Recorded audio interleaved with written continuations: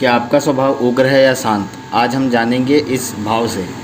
यदि आपका ज़्यादातर झुकाव श्री राम जी के चरणों में है तो आप अक्सर यह पाएंगे कि जब हम श्री राम जी बोलते हैं या जय सिया राम का नारा लगाते हैं तब आपको एक अलग ताकत की, एक अलग शक्ति की अनुभूति होती होगी। जय सिया राम की गूंज आपको साहस देता है, हर परेशानी का सामना करने की ताकत देता है। श्री राम जी ने हर उस जीव को ताकत दिया है जो अपने आप को तुच्छ सा, निर्बल सा, असहाय मानता था। उदाहरण के लिए आप स्वयं देखें, एक वानर सेना जो बहुत दुर्बल थी या कमज़ोर थी, ऐसा मान सकते हैं, उनमें एक साहस फूंकी उन्होंने और उन्होंने इतनी जान डाल दी कि वो त्रिलोक विजयी रावण को तुच्छ समझने लगे और उस पर चढ़ाई की। श्री प्रभु श्री राम जी के नेतृत्व में लंका विजय प्राप्त की। यह श्री राम जी के नेतृत्व, उनके आशीर्वाद से ही संभव हो पाया। जब भी आप जय श्री राम का नारा लगाते हैं तो शरीर में एक अलग ऊर्जा जागृत होती है जो पहाड़ से भी बड़े परेशानियों को बालू इतना छोटा करने में सक्षम है। यदि आप जय श्री राम बोलते हैं तो आप किसी भी परेशानी का सामना कर सकते हैं। अब जैसा कि आपने इसके पूर्व में देखा है कि जय श्री राम बोलने से आपको ताकत प्राप्त होता है, आप अक्सर देखेंगे श्री राम जी बहुत शांत रहते हैं, पर उनके एक दर्शन मात्र से, उनके नाम मात्र से लोगों में साहस आता है और वह किसी भी बड़े से बड़े समस्या को बहुत छोटी समझने लगते हैं और उस पर विजय प्राप्त करते हैं। अब हम जानेंगे कि अगर आप शांत स्वभाव के हैं तो जैसा कि हमने ऊपर टाइटल में दिया है कि यदि आप शांत स्वभाव के हैं कैसे जानें, आप देखेंगे आधे या बहुत से लोग कृष्ण प्रेम भक्ति करते हैं, कृष्ण नाम का जाप करते हैं, राधे कृष्ण बोलते हैं, श्री कृष्ण जी या राधे कृष्ण या राधे राधे का उद्घोष करते हैं, जाप करते हैं। तब उनके शरीर में एक प्रेम की भाव पैदा होती है, उनमें एक प्रेम की अभिव्यक्ति होती है।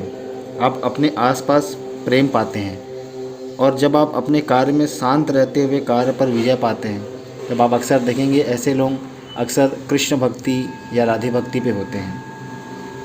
अब आप देखेंगे यह समझने वाली बात है कि श्री कृष्ण जी के शरीर में या उनके अंदर देह में आधी राधा रानी जी समाई हुई हैं। राधा रानी जी को अपनी रानी मानते हैं और सदैव उनको अपने देह में आधे रूप से स्वीकार किए हुए हैं। अर्थात श्री कृष्ण जी का आधा अंग ही राधा रानी है जो कि करुणामयी है, जो कि एक प्यार का सागर है, प्रेम का सागर है।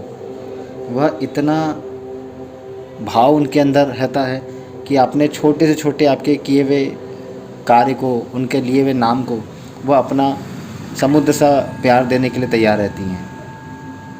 आप देखेंगे कि आप जब भी राधे कृष्ण या कृष्ण कृष्ण, हरे कृष्ण हरे राम, राधा रानी, इस प्रकार के किसी प्रकार के नाम लेते हैं तो आपको एक प्रेम का भाव उत्पन्न होता है जो कि आपकी परेशानियों को आने पर आपको शांत होकर प्रेम से उसे बड़ी से बड़ी समस्या को निकलने में सहायता मिलती है।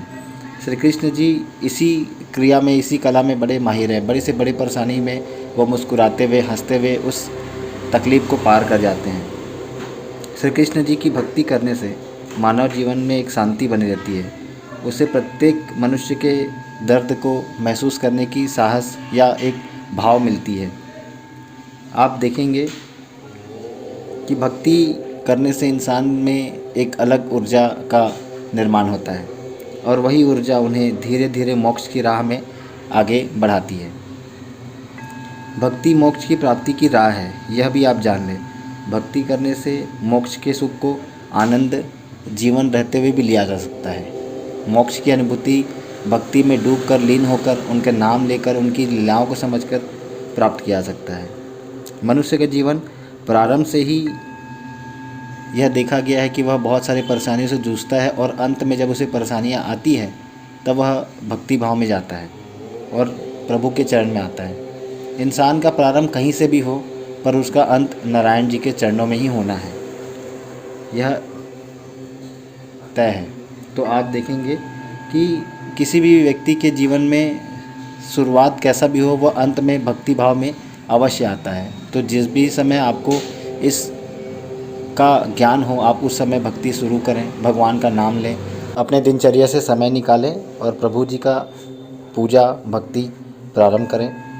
जिस भी रूप में हो आप नारायण के नाम को भजते रहें और आप देखेंगे कि नारायण जी की आशीर्वाद सेवा करने से आपको आपके जीवन में भक्ति से मुक्ति की प्राप्ति होगी।